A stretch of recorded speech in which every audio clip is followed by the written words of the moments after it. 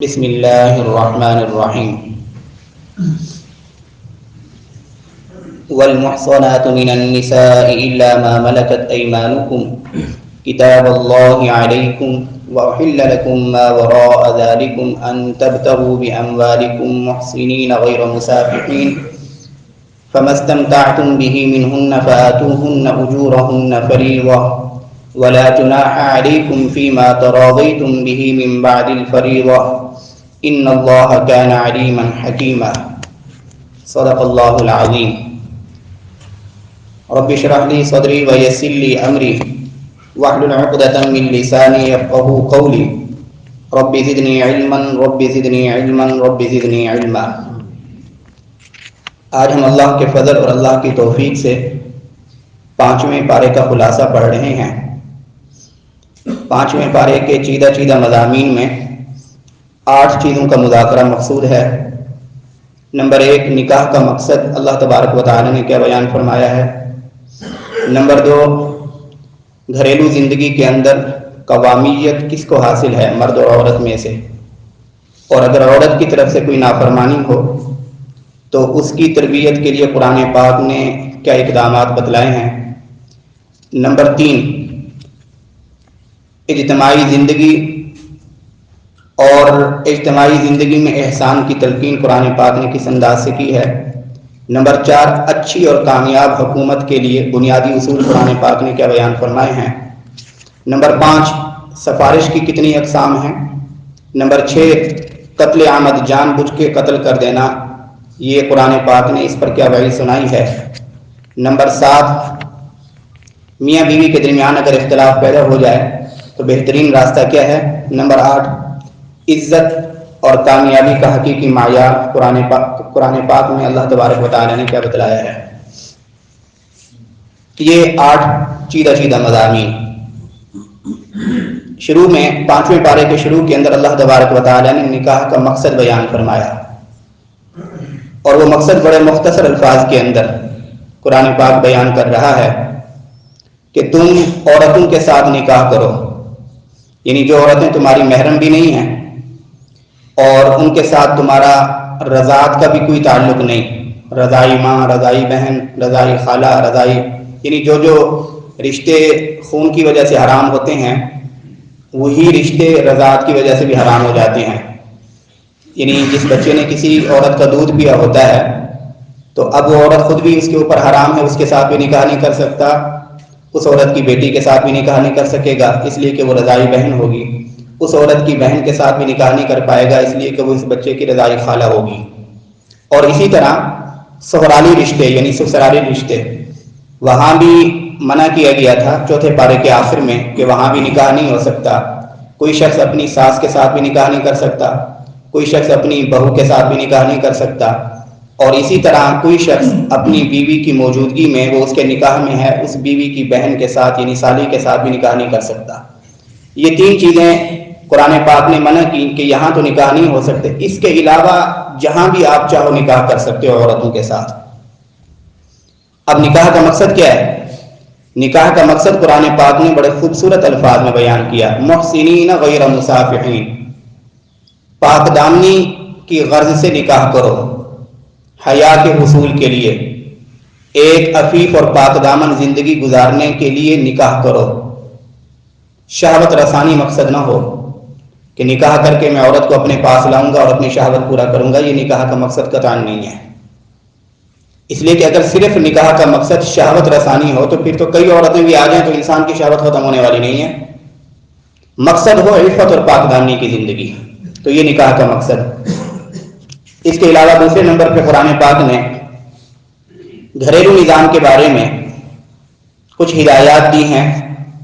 اس کا خلاصہ یہ ہے کہ گھر کی جو زندگی ہے اس میں ظاہر ہے مرد بھی ہے، عورت بھی ہے، اور پھر بچے بھی ہیں، اور عورت بھی ماں کے روپ میں بھی ہے، بیوی کے روپ میں بھی ہے، بیٹی کے روپ میں بھی ہے، بہن کے روپ میں بھی ہے۔ اس گھر کے اندر جو قوامیت حاصل ہے، فوقیت، برتری، وہ مرد کو حاصل ہوگی، یعنی گھر کا حاکم کون ہوگا؟ مرد ہوگا۔ پہلی بات تو یہ ذہن میں رکھیے کہ یہ حاکم سے مراد وہ والا حاکم نہیں کہ ایک آقا و مولا ہوتا ہے اور اس کے مقابلے میں غلام ہوتا ہے. ایک حاکم ہوتا ہے اپنا حکم اور اپنا آرڈر جاری کرتا ہے، دوسرا اس کا پابند ہوتا ہے، غلامی اس کی کرتا ہے. یہ وہ حاکم مراد نہیں ہے. حاکم یعنی یہاں قرآن پاک نے جو اصطلاح استعمال کی ہے الرجال قوامون علی النساء، مرد عورتوں پر قوام ہیں. قوام ترجمہ اس قوام کا حاکم سے کر دیا جاتا ہے. اس قوام کا مطلب یہ ہے کہ گھر کے اندر جو نظام ہے اس نظام کو چلانے کا جو ذمہ دار ہوگا وہ مرد ہوگا. آپس میں کوئی معاملات ہوں گے، کوئی مشاورت ہوگی، جو فائنل اتھارٹی جس کے پاس ہوگی ڈیسیژن کی، وہ کس کے پاس ہوگی؟ مرد کے پاس ہوگی. مرد کو پابند یہ بھی بنایا گیا کہ وہ گھر کی عورتوں اپنی بیوی سے مشورہ کرے. یہ نہیں کہا گیا کہ بیوی کو اگنور کر کے اپنی مرضی کے فیصلے کرتا رہے. نہیں، قرآن پاک نے کہا ہے کہ بیوی سے مشورہ کرو، لیکن ظاہر ہے کسی ایک نے فیصلہ تو کرنا ہے. گھر کی زندگی ہو یا کسی ادارے کی زندگی ہو یا پھر ریاستی سطح کا معاملہ ہو، کسی ایک نے تو فیصلہ کرنا ہے. کوئی ایک تو حاکم ہوگا کہ جس کے فیصلوں کو فائنل اتھارٹی حاصل ہوگی. وہ قرآن پاک نے مرد کو دی ہے اتھارٹی. اس کی وجہ کیا ہے؟ اس کی وجہ بھی قرآن پاک بیان کر رہا ہے. اس کی وجہ قرآن پاک یہ بیان کر رہا ہے کہ مرد، ایک تو اللہ تبارک و تعالیٰ نے مردوں کو عورتوں کے اوپر فضیلت دی ہے. یہ معاملہ تو ہے فطری، اس میں مرد کا کوئی اختیار نہیں. ایک وجہ قرآن پاک نے یہ بیان کی. فطری طور پر مجھے اور آپ کو عورتوں کے اوپر کیا فضیلت دی گئی ہے؟ فطری طور پر یعنی اللہ نے جو صلاحیتیں کمانے کی، کام کاج کی، معاش کے حوالے سے، یہ نظام چلانے کے حوالے سے، سسٹم چلانے کے حوالے سے جو صلاحیتیں اللہ تبارک و تعالیٰ نے مردوں کے اندر رکھی ہیں، فطری طور پر وہ عورتوں کے اندر نہیں ہیں. مرد کے اندر جو صلاحیتیں اللہ نے رکھی ہیں دینی اور دنیاوی حوالے سے، وہ عورتوں کے اندر وہ صلاحیتیں اللہ نے خود ہی نہیں رکھی اس درجے کی. یہی وجہ ہے کہ نبوت جیسا اہم ترین منصب، نبوت جیسا اللہ تبارک و تعالیٰ نے ہمیشہ مردوں کو عطا کیا ہے. آپ نے نہیں پڑھا ہوگا کہ کسی عورت کو نبی بنایا گیا. مردوں کو اللہ تبارک و تعالیٰ نے یہ منصب نبوت عطا کیا ہے. بہت بڑی ذمہ داری کا کام ہوتا ہے، بہت بڑی ذمہ داری نبوت. اور پھر حکومتیں چلانا، ریاستیں چلانا، اس کے اندر بھی ظاہر ہے فہم کامل چاہیے ہوتا ہے، عقل کامل چاہیے ہوتا ہے. تو مردوں کے اندر اللہ تبارک و تعالیٰ نے فہم کی صلاحیت اور دانش مندی عورتوں کے مقابلے میں زیادہ رکھی ہوتی ہے. اس لیے گھر کے نظام سے لے کر حکومت کے نظام تک اللہ تبارک و تعالیٰ نے قوام اور حاکم کس کو بنایا ہے؟ مرد کو بنایا ہے. آج ہمیں معاملہ اس کے بالکل برعکس نظر آتا ہے کہ جو ڈیسیژن لیے جاتے ہیں عام طور پہ خواتین کی طرف سے لیے جاتے ہیں، حتیٰ کہ حکومتوں کے اندر بھی خواتین آتی ہیں بڑے بڑے مناصب پہ. ایرانیوں نے کسرا کی ایک بیٹی کو حاکم بنا دیا تھا. کسرا کی ایک بیٹی کو حاکم بنایا تھا. جب رسول اللہ صلی اللہ علیہ وسلم کو اطلاع ملی، آپ علیہ الصلوۃ والسلام کو یا بعد کے خلفائے راشدین کو کسی کو اطلاع ملی، تو اس کے بعد یہ فرمایا، غالباً آپ علیہ الصلوۃ والسلام کو اطلاع ملی تو حضور علیہ الصلوۃ والسلام نے ارشاد فرمایا تھا کہ لن یفلح قوم، وہ قوم کبھی بھی کامیاب نہیں ہو سکتی کہ جو اپنے معاملات عورت کے سپرد کر دے. نظام ریاست کو، نظام حکومت کو چلانا کوئی آسان کام نہیں ہے. اس منصب کے اوپر کسی صاحب عقل اور صاحب فہم کو بیٹھنا چاہیے. اس لیے آپ علیہ الصلوۃ والسلام نے فرمایا کہ جس حکومت کی باغدور اور جس حکومت کی زمان اقتدار اگر عورت کے پاس چلی جائے گی تو وہ قوم کبھی کامیاب نہیں ہو پائے گی، جو اپنی خوشی سے عورت کو منتخب کر دے گی. یہ گھر سے لے کر یہ معاملات ریاستی امور تک ہیں. تو گھر کے اندر بھی جو فائنل اتھارٹی ہے ڈیسیژن کی، وہ ہے تو مرد کے ذمہ ہوگی، گھر کی مشاورت کے ساتھ، عورت کی مشاورت کے ساتھ، لیکن فیصلہ کون کرے گا؟ مرد کرے گا. اس کے اندر پہلی وجہ اللہ تبارک و تعالیٰ نے یہ بیان فرمائی کہ مردوں کو اللہ تبارک و تعالیٰ نے عورتوں پر فضیلت عطا فرمائی ہے صلاحیتوں کے اعتبار سے. اور دوسری وجہ یہ بیان فرمائی کہ کیونکہ مرد اپنا مال خرچ کرتے ہیں عورتوں کے اوپر. قرآن پاک یہ دونوں وجوہات بیان کر رہا ہے مرد کے قوام ہونے کے. بما فضل اللہ بعضهم علی بعض، پہلی بات تو یہ ہے کہ مردوں کو فضیلت دی گئی.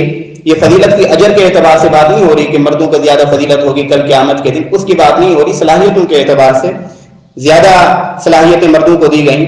اور دوسری وجہ یہ ہے وَبِمَا أَنفَقُوا مِنْ أَمْوَالِهِمْ کہ مرد اپنا مال خرچ کرتے ہیں عورتوں پر، یہ ایک اختیاری سبب ہے، اس وجہ سے اللہ تبارک و تعالی نے مرد کو قوام بنایا ہے، گھر کے اندر ذمہ دار وہ ہے، نظام وہ چلائے گا، نظام چلانے والا مرد ہوگا۔ اس کے بعد اللہ تبارک و تعالی نے اسی آیت کے اندر، یہ سورہ آل عمران کی آیت نمبر 34 ہے، اللہ تبارک و تعالی نے بیوی اگر نافرمان ہو جائے اس کی تربیت کے 3 اقدامات بتائے ہیں، 3 سٹیپ جو مرد اٹھا سکتا ہے۔ پہلا سٹیپ یہ ہے، اگر بیوی کی طرف سے کوئی نافرمانی کا صدور ہو رہا ہے، نافرمانی کا مطلب یہ نہیں کہ مرد کے خلاف، مزاج کے خلاف کوئی بات کر دی، نافرمانی کا مطلب کوئی ایسے معاملات جو شرعاً واقعی نافرمانی کنسیڈر ہوتے ہوں، کہ وہ مرد کی عزت کی حفاظت نہ کر رہی ہو، مرد کے مال کی حفاظت نہ کر رہی ہو، اور گھر کے اندر اس نے ماحول ایسا بنایا ہوا ہو کہ بچے بھی ڈسٹرب ہو رہے ہوں، تو پھر یہاں مردوں کو بتلایا گیا کہ 3 اقدام تم اٹھا سکتے ہو اپنی بیوی کی تربیت کے لیے۔ پہلا قدم ٹیبل ٹاک، کہ اس کے ساتھ مذاکرات کرو، افہام و تفہیم سے معاملہ اس کو سمجھاؤ۔ قرآن پاک کہتا ہے افہام و تفہیم سے کام، اسے سمجھاؤ کہ جو کچھ تم کر رہی ہو اس کا نتیجہ کس قدر بھیانک ہو سکتا ہے، اس رویے سے تمہیں باز آ جانا چاہیے۔ مرد کو چاہیے کہ وہ خود بیٹھے، اگر خود سے نہیں ہوتا تو پھر اپنے خاندان کے بڑوں کو جو غیر جانبدار ہوں ان کو بٹھا کے کسی طرح افہام و تفہیم سے اس معاملے کو حل کرنے کی کوشش کی جائے، عورت کو سمجھانے کی کوشش کی جائے۔ پہلا سٹیپ یہ قرآن بتاتا ہے۔ اگر اس سٹیپ کے اندر بھی عورت باز نہیں آتی اپنی سرکشی سے اور نافرمانی سے، تو دوسرا سٹیپ قرآن مجید بتا رہا ہے وَاهْجُرُوهُنَّ فِي الْمَضَاجِعِ، مردوں کو حکم دیا جا رہا ہے کہ بستر الگ کر دو۔ نفسیاتی طور پہ یہ سٹیپ بڑا مؤثر ہے کہ ظاہر ہے یہاں عورت کی غیرت کا مطلب یہ ہوتا ہے کہ ایک ہی گھر میں مرد ہے اور اس نے میرا بستر الگ کیا ہوا ہے۔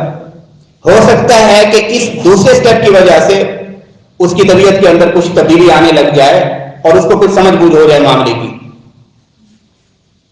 اگر دوسرا سٹیپ بھی کامیاب ثابت نہیں ہوتا تو تیسرا ہے وَاضْرِبُوهُنَّ، پھر تم انہیں ایک دائرے کے اندر سزا دے سکتے ہو، وَاضْرِبُوهُنَّ، سزا دے سکتے ہو۔ یہ 3 سٹیپ قرآن مجید نے بیان فرمایا۔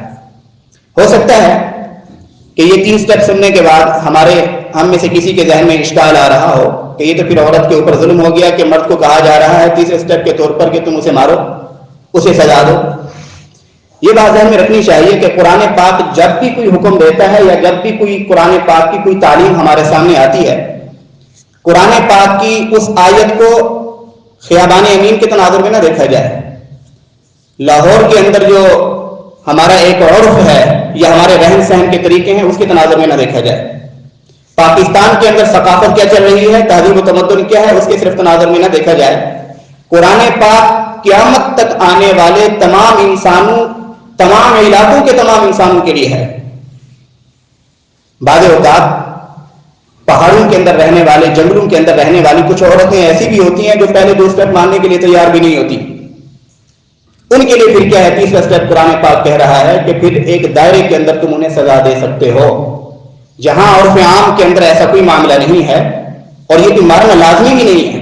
یہ تو اس صورت میں ہے کہ جب مرد گھر بسانا چاہ رہا ہو اور وہ اپنی ممکنہ کوشش کر رہا ہے کہ کس طرح یہ عورت میرے نکاح سے نہ جائے، طلاق کی نوبت نہ آئے، قرآن پاک نے آخری ڈیسیجن یہ بتایا ہے کہ پھر تم اسے پہلے 2 سٹیپ اٹھانے کے بعد اگر وہ بھی مؤثر ثابت نہیں ہوئے تو تیسرا سٹیپ یہ ہے کہ تم اسے سزا بھی دے سکتے ہو، کیونکہ قرآن آیات کے مخاطب صرف میں اور آپ نہیں ہیں، ہر زمانے کے ہر علاقے کے لوگ ہیں، ان میں کچھ اکھڑ مزاج قسم کی عورتیں بھی آ سکتی ہیں، مرد بھی ہوتے ہیں اس طرح کے، لیکن مارنا کوئی لازمی نہیں ہے۔ آپ علیہ الصلوۃ والسلام کی پوری زندگی میں آپ کو کہیں نہیں ملے گا، حضرت عائشہ فرماتی ہیں کہ رسول اللہ صلی اللہ علیہ وسلم نے اپنی پوری زندگی میں کبھی کسی اپنی بیوی کے اوپر یا کسی خادم کے اوپر ہاتھ نہیں اٹھایا، پوری زندگی میں۔ اس لیے اس آیت کی روشنی میں ہو سکتا ہے کہ کوئی مرد اپنی عورت کے ساتھ پہلے ہی اسٹیپ کے طور پہ ظلم کر رہا ہو، نہ اس نے افہام و تفہیم والا معاملہ کیا ہو، نہ اس نے بستر الگ کرنے والا معاملہ کیا اور وہ مارنے لگ جائے عورت کو، اور وہ دائرے سے نکل کر مارنے لگ جائے جس میں عورت کی اہانت ہو، توہین ہو، عورت کے اوپر ظلم اور تشدد کرنے لگ جائے اور وہ کہے کہ قرآن پاک کی آیت کے اندر تو خود کہا گیا ہے وَاضْرِبُوهُنَّ۔ تو ایسے شخص کی جو مار پٹائی ہے اپنی عورت پر جو ظلم اور تشدد ہے اس کا اس قرآن کی تعلیمات کے ساتھ کوئی تعلق نہیں، شریعت کے ساتھ کوئی تعلق نہیں، وہ ظلم ہوگا، وہ تشدد ہوگا، اس کی شریعت اجازت نہیں دیتی۔ یہ تمام کے تمام فرق ہمیں سامنے رکھنے چاہیے۔ اس کے بعد قرآن پاک نے اجتماعی زندگی میں احسان کی تلقین دی ہے، وَاعْبُدُوا اللَّهَ وَلَا تُشْرِكُوا بِهِ شَيْئًا وَبِالْوَالِدَيْنِ إِحْسَانًا، والدین کے ساتھ احسان کرو، رشتہ داروں کے ساتھ، یتیموں کے ساتھ، مسکینوں کے ساتھ یعنی حسن سلوک کرو، مالی طور پہ جتنا کر سکتے ہو کرو، اپنے رویے کی اس کی بنیاد پر، اپنے اخلاق کی بنیاد پر یہ سارے کے سارے لوگ حسن سلوک کے محتاج ہیں۔ چوتھے نمبر پر قرآن مجید نے ایک کامیاب اور بہترین حکومت کے لیے 2 بنیادی اصول بیان فرمائے۔ لگتا ایسے ہے جیسے آج کل ہم پاکستان کے تناظر میں دیکھیں تو یہ آیت شاید آج کے لیے نازل ہوئی ہے۔ یہ قرآن پاک کا اعجاز اور معجزہ ہے کہ قرآن پاک کی کوئی بھی آپ آیت کسی بھی زمانے میں، آج سے 500 سال پہلے جو لوگ قرآن پاک کی آیات پڑھ رہے تھے ان کے ذہن میں بھی یہ ہوگا شاید یہ آج کے لیے نازل ہوئی ہیں۔ آج 500 سال بعد ہم پڑھ رہے ہیں تو ہمارے ذہن میں یہ ہے، ہم جب اپنے ملک کا نقشہ دیکھتے ہیں تو بالکل یہی صورتحال ہمیں سامنے آتی ہے۔ اور پھر 500 سال بعد بھی اگر لوگ پڑھیں گے تو قرآن پاک کی آیات زندہ و جاوید ہیں، قرآن تعلیمات ابدی ہیں، ابدی، ہمیشہ کے لیے۔ قرآن فرماتا ہے ان اللہ یأمرکم ان تؤدوا الامانات الی اہلھا۔ یہ حکم ویسے انفرادی زندگی میں بھی ہے اور نظام اجتماعی کے اندر بھی ہے، حکومتوں اور ریاستوں کے لیے بھی، ارباب اقتدار کے لیے بھی یہ نصیحت ہے کہ اللہ تمہیں حکم دیتے ہیں کہ تم امانتوں کو صحیح جگہ پر پہنچاؤ، دیانتداری کا معاملہ کرو، خیانت نہ کرو، کرپشن نہ کرو۔ اور دوسرا کیا ہے، وَإِذَا حَكَمْتُمْ بَيْنَ النَّاسِ أَن تَحْكُمُوا بِالْعَدْلِ، جب تم فیصلہ کرنے لگو لوگوں کے درمیان تو عدل کے ساتھ فیصلہ کرو، انصاف کے ساتھ، جانبدارانہ فیصلہ نہ کرو، ظالمانہ فیصلہ نہ کرو، جابرانہ فیصلہ نہ کرو، بلکہ انتہائی انصاف اور عدل سے کام لیتے ہوئے غیر جانبداری کے ساتھ فیصلہ کرو۔ یہ 2 بنیادی اصول ہیں کسی بھی نظام حکومت کی کامیابی کے لیے، کسی بھی ریاست کی کامیابی کے لیے، کسی بھی اسٹیٹ کی کامیابی کے لیے یہ 2 بنیادی اصول قرآن پاک نے بڑے انتہائی اختصار کے ساتھ بیان کیے۔ نمبر 1 دیانت، یعنی کرپشن کا نہ ہونا۔ دیانت کے اندر 2 چیزیں، ایک تو دیانت یہ ہے کہ کسی نے ہمیں پیسے پکڑائے، ہم نے بالکل، اس نے ہمیں امین بنا دیا کہ آپ نے یہ امانت مجھے واپس کرنی ہے جب میں مانگوں، یا یہ کہ میری امانت آپ نے فلاں تک پہنچا دینی ہے۔ ایک تو پھر امانت اور دیانت کا تصور یہ ہے کہ ہم اس امانت کو صحیح معنی میں پہنچا دیں جہاں کہا جا رہا ہے۔ ہمارے ہاں صرف امانت کا تصور اس حد تک ہے، امانت کا تصور اس سے بھی بڑا ہے۔ یعنی اگر کوئی شخص کسی کو کوئی منصب دے رہا ہے، یعنی ان کا کام یہ ہے کہ کسی کی سلیکشن کرنا کسی منصب کے لیے، اب یہ جو سلیکشن کمیٹی ہے، جو سلیکٹرز ہیں، سلیکشن کرنے والے، سلیکٹ کرنے والے، ان کی ذمہ داری ہے کہ اس منصب پر ان لوگوں کی سلیکشن کریں جو اس منصب کے اہل ہیں۔ اگر یہ نااہلوں کو اس منصب پہ لائیں گے، پیسہ لے کر یا سفارش کی بنیاد پہ اس منصب پہ بٹھائیں گے تو یہ کرپٹ ہوں گے قرآن پاک کی اصطلاح میں۔ اسی طرح جن لوگوں کو وہ منصب مل جاتا ہے پھر ان کو بھی حکم دیا جا رہا ہے کہ تم اس منصب کو امانت سمجھو، امانت، وزارت کا منصب ہے، اور اسی طرح وزارت عظمیٰ ہے، وزارت علیہ ہے، کسی بھی وزارت کا، حتیٰ کہ یہ منبر رسول ہے، یہ بھی بہت بڑا منصب ہے۔ کوئی بھی منصب دیا جا رہا ہے تو ان لوگوں کو بھی حکم دیا جا رہا ہے کہ اس منصب کو امانت سمجھو، امانت، جو اس منصب کے تقاضے ہیں ان کو پورا کرو، اگر پورا نہیں کرو گے تو تم بھی کرپٹ ہو، تم بھی خائن ہو، خائن۔ اور دوسرے نمبر پر کہا جا رہا ہے کہ جب بھی کوئی فیصلہ کرنے کی نوبت آئے تو فیصلہ عدل کے ساتھ، انصاف کے ساتھ کرو۔ آج آپ دیکھیں کہ ہمارا ملک ابھی تک کیوں نہیں کامیاب ریاست بنا، حکومتیں کیوں تباہ و برباد ہو جاتی ہیں، کیوں کہیں جا کے حکومتیں کہیں جا کے اسٹیبل ہو پاتی؟ اس کی بنیادی وجہ یہ ہے کہ ہمارے نظام کے اندر یہ 2 بنیادی خامیاں ہیں۔ ایک تو خیانت عام ہو گئی ہے، مناصب بیچے جاتے ہیں، مناصب، اور جو لوگ مناصب پہ آتے ہیں وہ اس منصب کو پھولوں کی سیٹ سمجھ کر اپنی مرضی کے مطابق اس منصب کو استعمال کرتے ہیں۔ شریعت نے اس منصب کے جو تقاضے بتلائے ہیں یا قانون میں، آئین کے اندر، دستور کے اندر اس منصب کے جو تقاضے ہیں ان کی کوئی پرواہ نہیں ہوتی۔ ایک تو خیانت کا عنصر عام ہو چکا ہے، اور دوسرا جتنے فیصلے ہو رہے ہیں، تقریباً کتنے فیصلے ہمارے سامنے ہیں جو جانبدارانہ طور پہ کسی جماعت کو سپورٹ کرتے ہوئے اس کی فیور کے اندر ہوئے، اس لیے کہ فیصلہ کرنے والے کی جو ذہنی ہم آہنگی تھی، فکری ہم آہنگی تھی، وہ اس جماعت کے ساتھ وابستہ تھی. حالانکہ قاضی اور جج کو کیا ہونا چاہیے؟ غیر جانبدار ہونا چاہیے. آپ کو کبھی موقع ملے تو آپ کتاب القضات پڑھیں. فقہ کی کتابوں کے اندر جو کتاب القضات ہے، جس کے اندر قضاء و عدل کی شرائط لکھی گئی ہیں کہ ایک قاضی کو کن شرائط کو پورا کرنا چاہیے، تو آپ حیران ہو جائیں گے کہ آج ہم بھی اپنا نظام عدل دیکھیں، عدلیہ کا نظام دیکھیں، آیا عدلیہ کے نظام کے اندر ان شرائط کو پورا کیا جا رہا ہے یا نہیں کیا جا رہا. یہ دو بنیادی اصول قیامت تک آنے والی تمام ریاستوں کے لیے ہیں. اس سے معلوم ہوا کہ قرآن صرف نماز روزے کا حکم نہیں دیتا، بلکہ نظام ریاست اور نظام حکومت کے اصول بھی بتلاتا ہے. اس کے بعد 5ویں نمبر پر قرآن پاک نے سفارش کی اقسام بتائی ہیں. سفارش اچھی بھی ہوتی ہے، بری بھی ہوتی ہے. آپ نے کسی کو اچھی جگہ پہ رہ کر، مثال کے طور پہ آپ نے کسی کو کہہ دیا کہ فلاں شخص ایک غریب ہے، میں اسے جانتا ہوں، آپ اس کے ساتھ معاونت کر لیجیے. آپ نے کسی کو سفارش کر دی، اس شخص نے اس کے ساتھ تعاون کر دیا. اب جتنا اجر اس تعاون کرنے والے کو مل رہا ہے، قرآن پاک کہتا ہے کہ اتنا ہی اجر اس اچھی سفارش کرنے والے کو ملے گا. اس کے مقابلے میں وہ شخص جو کوئی بری سفارش کر رہا ہے، کسی نااہل کو کسی منصب پہ بٹھانے کی سفارش کر رہا ہے یا کسی گناہ کی سفارش کر رہا ہے، تو قرآن پاک کہتا ہے کہ جس قدر گناہ اس کام کرنے والے کو، برے کام کرنے والے کو ملے گا، اسی کے برابر گناہ اس بری سفارش کرنے والے کو ملے گا. نمبر 6، قتل عامد کی سزا، جان بوجھ کر قتل کرنا. اب آپ خود اندازہ لگائیے کہ جان بوجھ کے قتل کرنا کسی کو، اس کا گناہ تو بعد میں رکھیے. پہلے آپ یہ دیکھیے کہ اگر کوئی شخص کسی کو خطأ قتل کر دیتا ہے، ناواقفیت میں بھی قتل ہو گیا، غلطی سے بھی قتل ہو گیا، تو قرآن کہتا ہے، یعنی قتل خطأ کی سزا جو قرآن پاک نے بیان کی وہ یہ کہ یا تو یہ غلام آزاد کرے گا. نمبر 1، اگر غلام نہیں ہے تو 2 مہینے کے مسلسل روزے رکھے گا، 2 مہینے کے مسلسل روزے. اور جس نے یہ قتل خطا کیا ہے، ارادت القتل نہیں کہ غلطی سے ہو گیا ہے، اب اس کی ذمہ داری ہے کہ وہ مقتول کے ورثاء کو دیت بھی دے گا. دیت اب جتنی بھی بنتی ہوگی نظام حکومت کے، ہاں حکومت نے جس قدر بھی اس کو رائج کیا ہوا ہے قانون کے اندر، چاہے وہ 100 اونٹ ہے یا جتنی بنتی ہے، زیور کے اعتبار سے، پیسوں کے اعتبار سے، اگر یہ نہیں دے سکتا تو اس کی برادری دے گی.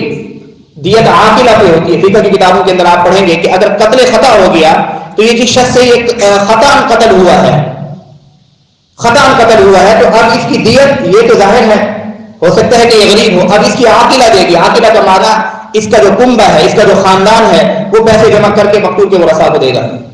اگر یہ نہیں دے سکتے تو جس ادارے کے اندر یہ کام کرنے والا ہے، وہ ادارہ جس کے اندر یہ کوئی ملازمت کرتا ہے، وہ ادارہ ذمہ دار ہے، شرعاً رسپانسبل ہے کہ وہ دیت کی رقم ادا کرے، اس لیے کہ یہ اس کا ملازم ہے. اگر کسی ادارے میں بھی کام کرنے والا نہیں ہے، اب شریعت کہتی ہے پھر بھی دیت معاف نہیں ہے، پھر دیت اس ریاست اور اس حکومت کا جو بیت المال ہے وہ ادا کرے گا مقتول کے ورثاء کو. ہاں اگر وہ معاف کر دیتے ہیں تو الگ بات ہے. یہ تو ہے قتل خطا. قتل عامد، جان بوجھ کے قتل کرنا، ارادتاً کسی کو قتل کرنا، بغیر کسی شرعی عذر کے قتل کرنا. تو اس پہ قرآن پاک کہتا ہے وَمَن يَقْتُلْ مُؤْمِنًا مُتَعَمِّدًا فَجَزَاؤُهُ جَهَنَّمُ خَالِدًا فِيهَا، کہ جو شخص کسی مسلمان بھائی کو جان بوجھ کے قتل کرتا ہے ہمیشہ ہمیشہ کے لیے جہنم میں رہے گا. حضرت عبداللہ ابن عباس رضی اللہ تعالیٰ عنہ کا تو باقاعدہ طور پہ یہ مذہب تھا کہ جس طرح کافر اور مشرک ہمیشہ ہمیشہ جہنم میں رہیں گے، یہ قاتل بھی ہمیشہ ہمیشہ جہنم میں رہے گا، کبھی بھی نہیں نکلے گا جہنم سے. لیکن بعض دوسرے علماء اور صحابہ کا مذہب یہ تھا کہ یہاں جو ہمیشگی سے مراد ہے وہ طول مدت ہے، یعنی باقی گناہ گاروں کے مقابلے میں بہت زیادہ عرصہ جہنم کے اندر رہے گا، آخر کار جا کر پھر اپنے ایمان کی وجہ سے جہنم سے نکل کر جنت کے اندر چلا جائے گا. آج ہم دیکھیں ہمارے ملک کے اندر قتل کا بھی قانون جو شریعت نے بتایا ہے، جو حد بتائی ہے وہ نہیں ہے. قصاص ہم پہلے پڑھ چکے ہیں، قرآن پاک کہہ رہا ہے کہ قصاص کے اندر تمہاری زندگی ہے. تم اگر قاتل کو عبرت بنا کر قتل کر دیتے ہو تو پھر کسی شخص کے اندر جرأت نہیں ہوگی ہاتھ اٹھانے کی کہ کسی کو قتل کرے، اس لیے کہ اس کے سامنے اپنا انجام ہوگا. آج ہمارے ہاں وہ انگریز کے دور کے فوجداری قوانین ہیں، تعزیرات پاکستان کے نام سے، نام ان کا تبدیل کر دیا گیا تعزیرات پاکستان. وہ ہیں فوجداری قوانین، ایسے کمپلیکیٹڈ قسم کی اور پیچیدہ قسم کے ہیں کہ قتل کے معاملے بھی یہ وکلاء کی ثوابت پہ ہیں کہ وہ اپنی زبان کی گفتگو سے اور زبان کی بڑی خوبصورت گفتگو سے اگر کسی قاتل کو، حقیقی معنوں میں جو قاتل ہے، اگر کوئی وکیل اس قاتل کو معصوم ثابت کر دیتا ہے تو بس وہ چھوٹ جائے گا. تو اس لیے آج ہمارے ملک کے اندر جو قتل کی ایک وبا پھیل چکی ہے کہ ہر شہر کے اندر روزانہ آپ خود اندازہ لگائیے کہ ایوب خان کے دور کے اندر، صدر ایوب خان کے دور کے اندر جو تحقیق کی گئی 3 سالوں کے اندر 16,000 قتل ہوئے تھے پاکستان کے اندر. اب آپ خود اندازہ لگائیے کہ اب معاملہ کتنا بڑھ چکا ہوگا. 3 سالوں کے اندر 16,000 بے گناہ قتل کر دیے گئے تھے. تو یہ جو اس قدر قتل ہو رہے ہیں ہمارے ملک کے اندر، یہ جہاں بھی دیکھیں آپ، اس قدر جو قتل عام ہو رہا ہے، اس کی بنیادی وجہ یہ ہے کہ اسلام نے جو حدود اور تعزیرات بتائی ہیں وہ ریاستیں سنجیدہ ہی نہیں ہے حدود اور تعزیرات کو نافذ کرنے کے اندر، اپنے فوجداری قوانین چلا رہی ہیں. اس کی بنیاد پر آج دیکھیں پھر قتل کی وبا پھیل چکی ہے. یہ شریعت کے ان تمام طرح احکامات سے بیزاری کی وجہ سے آج ہمیں یہ دن دیکھنے پڑ رہے ہیں. اس کے بعد اللہ تبارک و تعالیٰ نے میاں بیوی کے درمیان اگر اختلاف ہو جائے اور عورت یہ محسوس کر رہی ہو کہ مرد ان دنوں میں مجھے کوئی توجہ نہیں دے رہا، کسی وجہ سے عورت بوڑھی ہو چکی ہے، بیمار ہو چکی ہے، اس کے اندر کوئی عذر ہے اور مرد کا موڈ آف لگ رہا ہے، مجھے چھوڑنا چاہتا ہے، طلاق دینا چاہتا ہے، تو شریعت کہتی ہے پھر بھی بہترین طریقہ یہ ہے کہ کسی طرح معاملہ صلح صفائی کی طرف چلا جائے. بھلے سے عورت کو کوئی مال فدیے میں ادا کرنا پڑے، مالی قربانی دینی پڑے، حق مہر معاف کرنا پڑے، اپنا حق ازدواجی حق معاف کرنا پڑے، کسی طرح عورت کو کوشش. یہ خاص طور پر عورتوں کے لیے یہ تعلیم ہے کیونکہ سورہ نساء ہے نا، مردوں کے لیے الگ قرآن پاک نے تعلیم دی ہے، عورتوں کا بھی حق نہیں مارا. یہ کیونکہ تعلیم عورتوں کو اس لیے عورت کو کہا جا رہا ہے کہ اگر تم محسوس کرتی ہو کہ تمہارا مرد تم سے روٹھا ہوا ہے، تمہارے قریب نہیں آنا چاہتا، کہیں اور جانا چاہتا ہے، کسی طرح بھی ہو سکے تو معاملے کو صلح صفائی پہ ختم کر دو، آپس میں صلح کر لو. اس کی آسان ترین مثال میں آپ کو سیرت سے پیش کرتا ہوں تاکہ معاملہ سمجھ آ جائے. حضرت خدیجہ رضی اللہ عنہا کی وفات کے بعد رسول اللہ صلی اللہ علیہ وسلم نے جو نکاح فرمایا تھا حضرت سودا رضی اللہ عنہا کے ساتھ، تیسرے نمبر پہ حضرت اما عائشہ کے ساتھ.